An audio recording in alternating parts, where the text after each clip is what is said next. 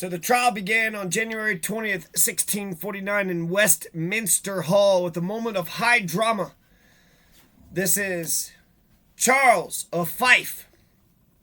Barney Fife's cousin, Charles Fife, is the people of England is not happy with the people of England is not happy with Charles of Fife. After the proceedings were declared open, Solicitor General John Cook rose to announce the indictment, standing immediately to the right of the king. He began to speak, but he had only uttered a few words when Charles of Fife is trying to stop him by tapping him sharply on the shoulder with his cane and ordering him to hold. Is that what the alpha does? Just has a cane and goes around and hold. Cook ignored this and continued. Good job, John Cook. John Cook ignored this and continued, so Charles poked him a second time and rose to speak, and despite this, Cook continued. At this point, Charles, incensed at thus being ignored, struck Cook across the shoulder so forcefully that the ornate silver tip of the cane broke off and rolled down John Cook's gown and clattered onto the floor between them. And nobody was willing to pick it up for Charles, so he had to pick it up for himself. So, John Cook is a good man. George Booth is a good man. He's the one that's going to defend Nantwich. George Booth. The Solicitor General John Cook. I'm on the side of the parliamentarians. Oliver Cromwell. The parliamentarians, the Roundheads, they're for a whole bunch of things. Actually, January 20th, 1649 is another historical day. It's when England gets their first constitution. Their Articles of Confederation would be their first constitution, right? Just like America, we had our first constitution was the Articles of Confederation. The instrument of government was formed on January 20th, 1649 by Oliver Cromwell. So interesting that the instrument of government is formed the same day that the trial of Charles of Fife begins. When given the opportunity to speak, Charles of Fife refused to enter a plea, claiming that no court had jurisdiction over a monarch. Look at this haughty, fucking, uppity, dirty, rotten. He believed that his own authority to rule had been due to the divine right of kings given him by God. Oh, okay. God told me I got a right to be a king too. So now what the fuck do we do? Every asshole out here could just say God said that you get to be king.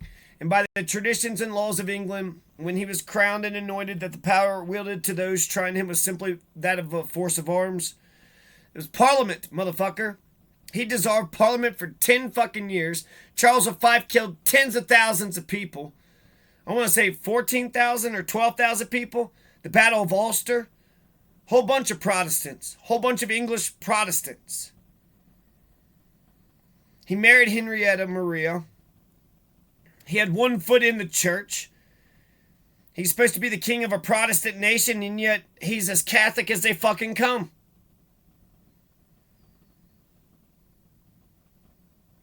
Charles of Fife insisted that the trial was illegal, explaining that no learned lawyer will affirm that an impeachment can lie against the king.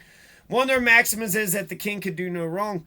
So that means Oliver Cromwell can do no wrong. The president can do no wrong. If you're an elected leader, if you have democratic legitimacy, oh, you're the asshole that wants to rule over all of us? Get in line, Jack. That's every other motherfucker out here. Did you get anybody to vote for you? Oh, you wanted to, but you didn't get any. Oh, okay. So, Oliver Cromwell, the king can do no wrong. The Lord Protector could do no wrong. The person with the Constitution could do no wrong. And the instrument of government had 3 branches of government. So Oliver Cromwell is introducing Montesquieu. This is so progressive. It's not even funny. Oliver Cromwell is more progressive than most of the people that I grew up around in Kentucky. Charles asked, I would know by what power I am called hither. I would know by what authority.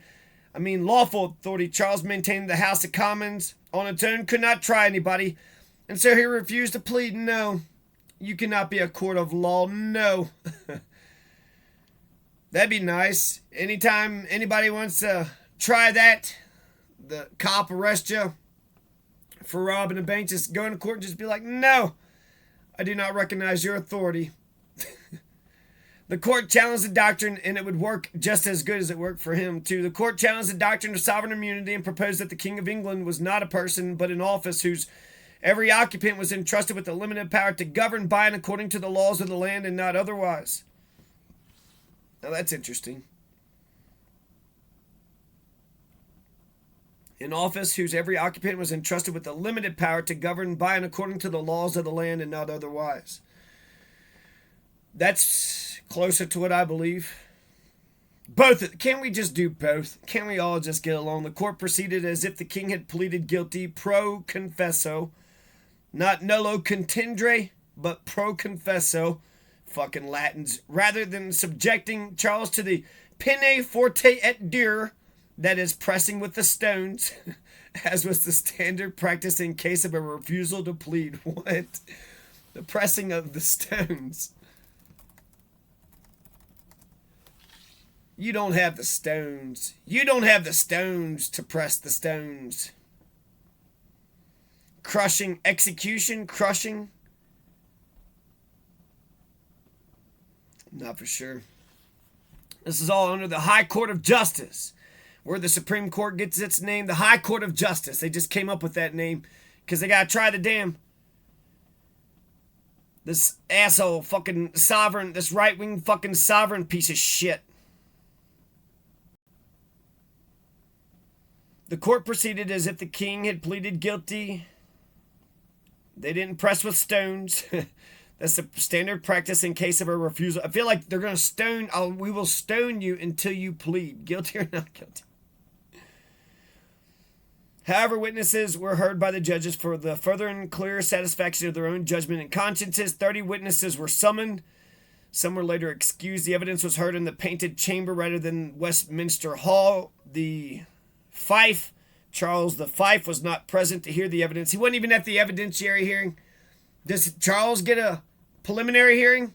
It looks like he does. That's what January 20th is, a preliminary hearing. He's like, I don't recognize your authority. No, only I have authority. You do not. Well, what's going to happen? January 26th, he's going to get his sentence. January 27th. So today is January 20th. What's going to happen in 7 days from now? His preliminary hearing, I think it went well for Charles, don't you all? Are you guilty or not guilty? You have no authority over me. If he actually put a plea in, could they have actually done the damn?